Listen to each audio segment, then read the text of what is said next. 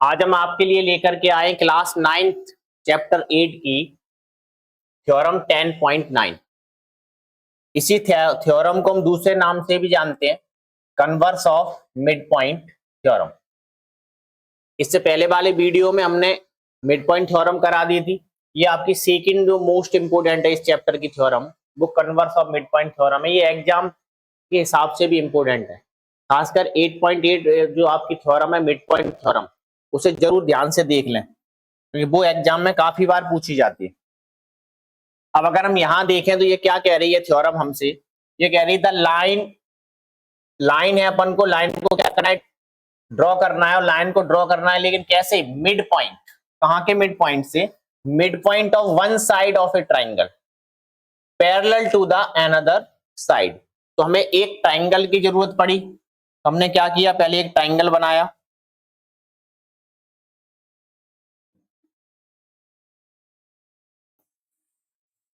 ये ट्राइंगल बना दिया। अब ट्राइंगल में हमें क्या करना है, एक साइड के मिड पॉइंट से, ट्राइंगल का नाम दे दिया हमने क्या, एबीसी।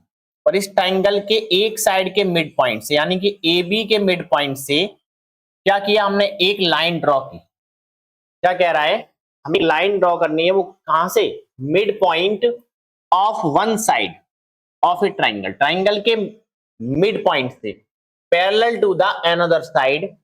आगे ये प्रूव करना है कि बाइसेक्ट द थर्ड साइड, ये थर्ड साइड को क्या कर दे, बाइसेक्ट कर दे। तो हमने ट्राइंगल एबीसी में AB का एक मिड पॉइंट लिया E, यहां से हमने क्या किया, यहां से हमें एक लाइन ड्रॉ करनी है जो किसके पैरेलल हो, BC के पैरेलल हो। तो हम यहां से एक लाइन ड्रॉ करते हैं जो BC के पैरेलल हो। ओके, तो यहां से BC के पैरेलल एक लाइन ड्रॉ कर दी हमने।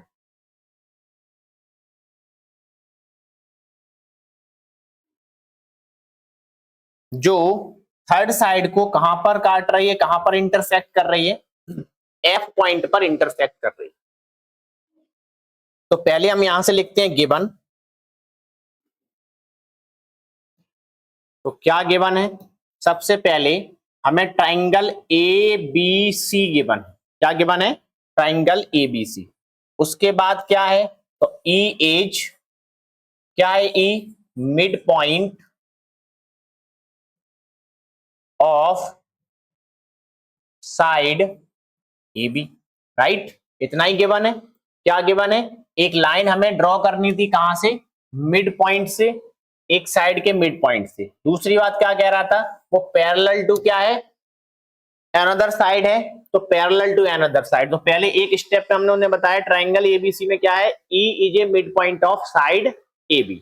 अब हमें यहां से एक ड्रॉ करना है, क्या ड्रॉ कर दिया, EF। EF क्या होगा, पैरेलल टू BC। EF जो है वो किसके पैरेलल है, इधर लिख, EF पैरेलल है आपका BC की, ये गिवन हो गया, EF पैरेलल है BC की। अब इसके बाद क्या आता है, टू प्रूव। तो यहां से टू प्रूव, प्रूव क्या करना है, हमें प्रूव करना है bisect the third side, third side को ये क्या करता है, बाइसेक्ट करता है। मतलब F बाइसेक्ट AC। इसका मतलब हमें क्या प्रूव करना पड़ेगा, F जो है बाइसेक्ट कर रहा है किसको, थर्ड साइड थर्ड साइड को। इसका मतलब कि हमें ये प्रूव करना पड़ेगा कि AF और CF इक्वल है। अगर हम AF और CF इक्वल दिखा देंगे तो F किसको बाइसेक्ट कर रहा है, थर्ड साइड को, थर्ड साइड मतलब किसको बाइसेक्ट करेगा, AC को। इसके बाद सेकंड के बाद थर्ड अपना आता है क्या, कंस्ट्रक्शन। अब कंस्ट्रक्शन हम क्या कर रहे हैं, हमने यहां से एक लाइन ड्रॉ की, AB के पैरेलल C पॉइंट से हमने एक लाइन ड्रॉ कर दी।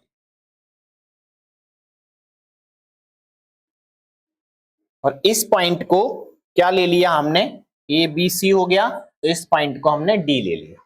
ओके, तो यहां लिखेंगे ड्रॉ लाइन CD, या शॉर्ट में लिखना चाहो शॉर्ट में भी लिख सकते हैं, सीधा सीधा कोई दिक्कत नहीं। कंस्ट्रक्शन में सी डी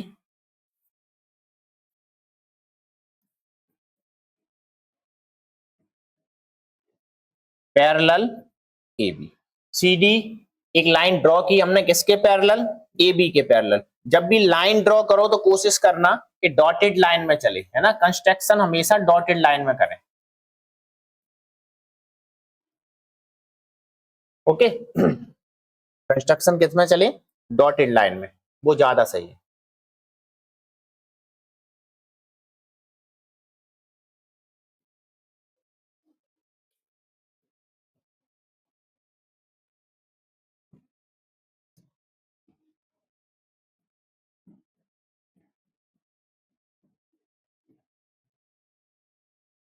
चल आगे देखें, अब क्या करना है हमें।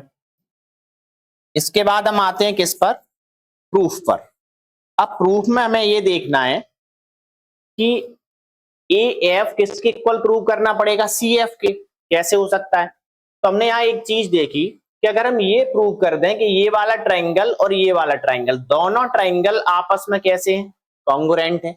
अगर ये ट्रायंगल और ये ट्रायंगल कॉन्ग्रुएंट होगा तो ये कंफर्म है कि ये साइड इस साइड के इक्वल हो जाएगी वाई सी पी सी। तो इन्हें कॉन्ग्रुएंट कैसे प्रूव करें, तो देखो कॉन्ग्रुएंट कैसे प्रूव कर सकते हैं। तो पहला काम तो ये है कि ये एंगल और ये एंगल इक्वल हो जाएगा अल्टरनेट से, ये एंगल इक्वल हो जाएगा वर्टिकली अपोजिट से। अब एक चीज बच रही है, क्यों, क्योंकि कॉन्ग्रुएंट प्रूव करने के लिए हमें 3 पार्ट्स इक्वल करने पड़ते हैं। तो पहले हम क्या करें, इसका एक पार्ट आपस में इक्वल दिखा दें, फिर सॉल्व कर सकते हैं। तो सबसे पहले हम क्या करेंगे, प्रूफ में हम बताएंगे उसे कि ई डी पैरेलल है बीसी के। ईडी किसके पैरेलल है, बीसी के। या फिर ऐसे ही लिख सकते हैं हम ई एफ पैरेलल बीसी। ये कहां से आया, गिवन से आया। गिवन है अपने पास कि ई एफ किसके पैरेलल है, बीसी के पैरेलल है। क्लियर। और जब ई एफ पैरेलल बीसी है तो इसे हम ऐसे भी लिख सकते हैं कि ED parallel BC. E F किसके पैरेलल है, बीसी के, तो ईडी भी किसके पैरेलल होगा, बीसी के पैरेलल होगा। एक तो ये पैरेलल दिखा दिया। फिर and BE parallel CD. B किसके पैरेलल है, सीडी के पैरेलल है। शॉर्ट में यहां गड़बड़ कैसी होगी, सीडी पैरेलल ए बी। ये अपन ने ड्रॉ किया था सीडी पैरेलल किसके, ए बी के। तो ये कैसे आया, तो यहां बता देंगे why construction C D parallel A B. क्यों, अगर सी डी ए बी के पैरेलल है, सी डी ए बी के पैरेलल है तो बी के भी पैरेलल होगी, राइट। ये ए बी है, यहां कहीं ई है, अगर ऊपर से हम इसे हटा दें तब भी ये लाइन तो पैरेलल ही रहेंगी ना। ऐसा तो नहीं हो सकता ये छोटी होगी तो पैरेलल नहीं होगी। तो जब ए बी के पैरेलल है सी डी, तो इससे हाफ कर देंगे या कम कर देंगे तब भी वो क्या होगी, इसके पैरेलल होगी। तो ए बी जब सी डी के पैरेलल है तो बी भी किसके पैरेलल होगा, सी डी के पैरेलल होगा। अब यहां से हमने एक चीज नोटिस कर ली, वो ये नोटिस की कि अपन ने ये दिखाया कि ई डी और बी सी कैसे हैं, पैरेलल हैं। तो ई डी कहां है, ये रहा, किसके पैरेलल है ईडी आपका, बीसी के पैरेलल है। दूसरा हमने क्या दिखाया कि बीई किसके पैरेलल है, सीडी के पैरेलल है। तो बीसी कहां है आपका, क्या, और सीडी कहां है आपका, ये रहा। यानी कि अपोजिट साइड्स इसकी कैसी हैं, पैरेलल हैं। और अपोजिट साइड जब पैरेलल होती हैं तो किसकी होती हैं, पैरेललोग्राम की। तो यहां से हम क्या दिखा सकते हैं अब उसे, quadrilateral B C D E, B C D E, B C D E is a parallelogram.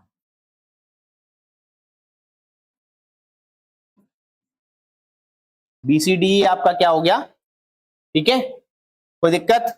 आप आगे देखेंगे, जब ये हमने ये देख ही लिया कि ये क्या है आपका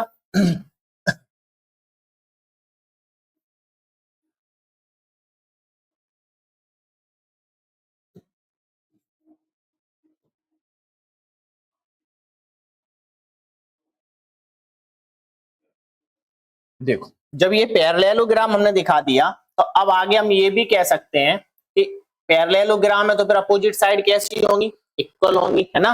और हमें यही दिखाना था कि इनमें कोई दो साइड हम अगर इक्वल दिखा सके तो हमारा काम चल जाएगा। तो बी सी डी ई हमने जब ये दिखाया तो ये ऐसा क्या है, ये पैरेललोग्राम है, तो हम आगे ये भी दिखा सकते हैं कि बीई इक्वल होगा किसके, सी डी के। कैसे, बीई किसके इक्वल है, सी डी के। रीजन क्या है इसका, अपोजिट साइड्स ऑफ, शॉर्ट में लिखे दे रहे हैं पैरेललोग्राम। क्या है ये, बी किसके इक्वल होगा, सी डी के। क्यों, क्योंकि ये पैरेललोग्राम है, पैरेललोग्राम है तो फिर ये साइड और इस side opposite sides of a parallelogram क्या होती है, आर इक्वल। तो बीई और आपका सी डी दोनों कैसे हो गए, इक्वल हो गए। बी हमने इक्वल दिखा दिया सी डी के।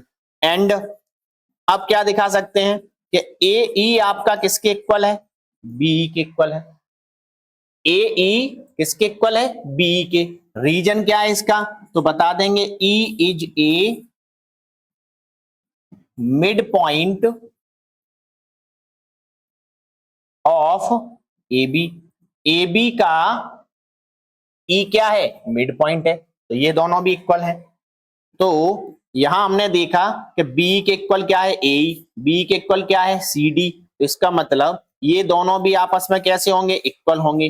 तो ए ई इक्वल क्या होगा, सी D.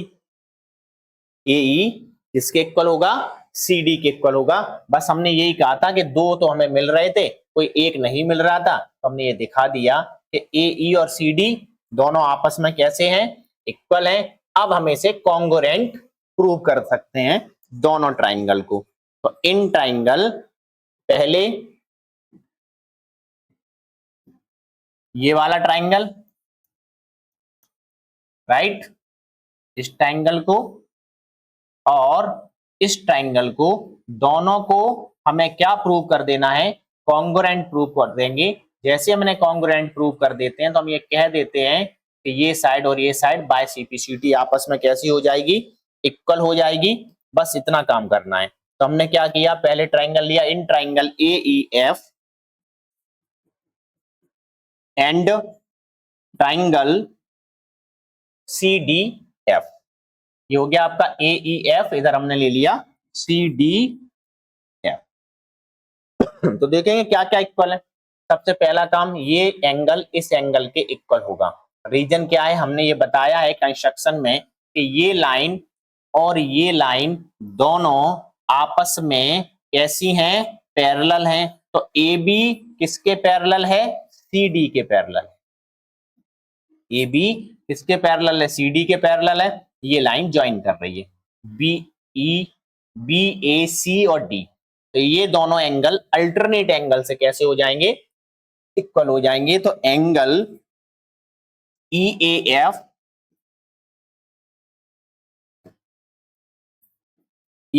F equal angle D C F. Reason बताएंगे भाई, किस रीजन से इक्वल है, तो हमने बताया ये अल्टरनेट एंगल्स है। ओके, सेकंड अगर हम देखते हैं तो हमने यहां देखा ये वाला एंगल इस एंगल के इक्वल होगा। ये भी पिछली थ्योरम में बता चुके हैं, ये वर्टिकली अपोजिट एंगल होते हैं।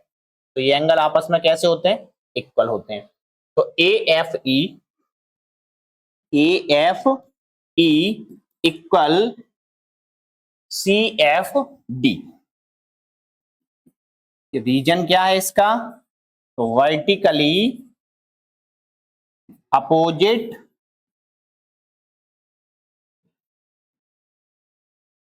एंगल्स। ओके, ये वर्टिकली अपोजिट एंगल से कैसे हो गए, इक्वल हो गए।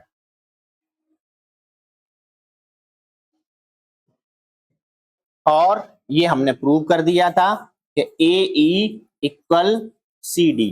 कहां से आ गया, या तो आप इसे प्रूफ डेवलप लिख दो या फ्रॉम फर्स्ट लिख दो, अगर फर्स्ट ले लिया है तो दोनों ट्राइंगल आपस में कैसे हो गए, कॉन्ग्रुएंट हो गए। तो triangle A E F congruent हो गया आपका ट्राइंगल सी डी एफ। किससे, कौन सा रूल, एंगल साइड। ये वाला एंगल, ये वाला एंगल और ये वाली साइड से। जब ये कॉन्ग्रुएंट है तो बाय सीपीसीटी हम ये भी कह सकते हैं, देखो ये वाला ट्राइंगल और ये वाला ट्राइंगल दोनों ही कॉन्ग्रुएंट प्रूव कर दिए, तो इसकी ये साइड इसके क्या हो जाएगी, इक्वल हो जाएगी। मतलब ए एफ किसके इक्वल हो जाएगा, सी एफ के। तो यहां क्या लिखेंगे, A F equal C F CPCT. इसका मतलब क्या हुआ, तो क्या लिखेंगे, एफ इज, क्या पूछ रहा था थ्योरम में वो हमसे कह रहा था bisect the third side, okay है ना, ये तो करना है। तो एफ बाइसेक्ट द एसी, तो एफ इज बाइसेक्ट एसी, यही प्रूव करना था अपन को। ये आपकी थ्योरम 10.9 मतलब converse of mid point theorem होगी। क्लियर।